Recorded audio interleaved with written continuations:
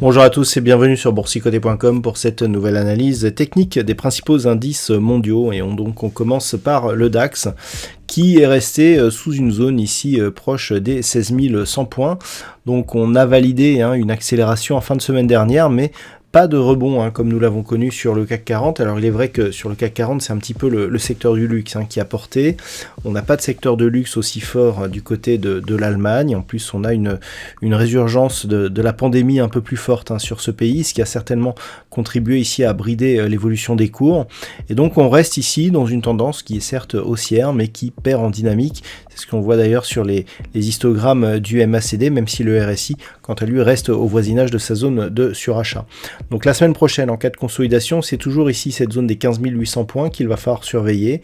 Et puis si les cours parviennent à reprendre un petit peu de la hauteur, on est d'ores et déjà sur des nouveaux plus hauts historiques sur le DAX. Et donc on pourrait continuer ici. Alors il faudrait valider une attaque un peu plus forte de cette zone ici, des 16 095 points, pour vraiment valider une reprise de dynamique du mouvement haussier sur cet indice allemand.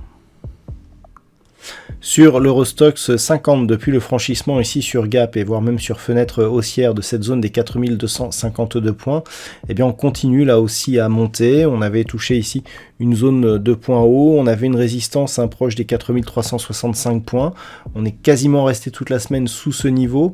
Et puis en fin de semaine, sous l'impulsion de certaines valeurs communes au CAC 40, on commence ici à vouloir sortir de cette dynamique. Donc d'un point de vue technique, c'est assez simple. On voit ici l'impulsion, on voit ici la petite phase de consolidation et la reprise. Bon, c'est un mouvement assez classique qui n'apporte pas de signal d'affaiblissement. On voit bien ici que cette petite phase de consolidation, elle était très temporaire. Et donc je dirais que tant que l'on ne recasse pas, suite à ce mouvement, cette zone de point bas ici proche des 4330 points, que l'on est toujours dans une dynamique de poursuite du mouvement haussier vers de nouveaux plus hauts historiques sur cet indice européen. Sur le S&P 500, nous avons connu ici une phase de consolidation, alors une accélération ici entre 4380 et grossièrement 4700 points, et puis cette petite phase de consolidation ici qui est venue nous ramener sur cette zone intermédiaire des 4640 points. On voit que depuis 2-3 jours ici on se stabilise au-dessus de cette zone. Bon, d'un point de vue technique, il n'y a pas grand chose à dire. On a ici une moyenne mobile ici qui évolue toujours sous les cours. Ça fait longtemps qu'on n'a plus eu par contre de contact avec la bande de Bollinger supérieure. Les indicateurs ici sont assez mitigés. On voit des histogrammes du MACD qui descendent, un RSI qui sort de sa zone de surachat. Donc c'est assez mitigé, mais tant que les cours restent ici au-delà de cette zone des 4640 points, on reste dans une tendance haussière. Alors le tournant serait ici éventuellement une rupture de cette moyenne mobile 20 exponentielle.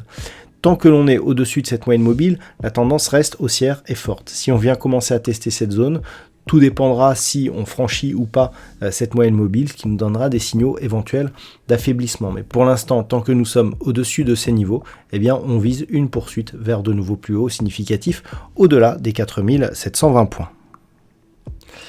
Et puis sur le Nasdaq, très peu de temps après ce nouveau record historique ici au-delà des 16 400 points, on est venu consolider à 16 000 points, on se stabilise. Il semblerait que l'on veuille reprendre ici de la hauteur. Alors c'est un petit peu comme ce que je vous disais sur le S&P 500, on voit bien ici l'impulsion, cette zone de points hauts significatifs, une phase de consolidation, mais qui ne vient même pas ici tester cette moyenne mobile 20 exponentielle dans une configuration d'indicateurs similaire, à savoir ici des histogrammes du MACD qui descendent, un RSI qui est sur un signal de sortie de sa zone de surachat, mais il semblerait que l'on résiste ici sur cette zone des 16 000 points. Donc là aussi, tant que l'on ne casse pas cette zone, tant que l'on ne casse pas ici la zone d'évolution de la moyenne mobile 20 exponentielle, on a au final très peu de consolidation par rapport à la dynamique que nous avons enregistrée. On reste donc dans une dynamique haussière qui pourrait être réactivée si les cours venaient à passer au-delà des 16 400 points. Et puis enfin sur le Nikkei, ça s'est totalement neutralisé. On n'a pas du tout la même dynamique que ce que nous avions sur les indices européens ou même américains. Alors on a une configuration qui est assez intéressante. Regardez ici, on avait une petite dynamique haussière avec ouverture de gap ici, ouverture de gap. Le gap a été comblé, on a eu des petites bougies ici de baisse et là on sort de cette dynamique par un gap haussier. Alors petit signal haussier, mais de toute façon, tant que l'on reste ici, cette zone des 3485 voire 3500 points, eh bien, on reste dans une dynamique de neutralisation, alors qu'il y a une dynamique de neutralisation moyen-long terme, hein, puisque la première fois que l'on a touché cette zone ici, c'était au début de l'année 2021.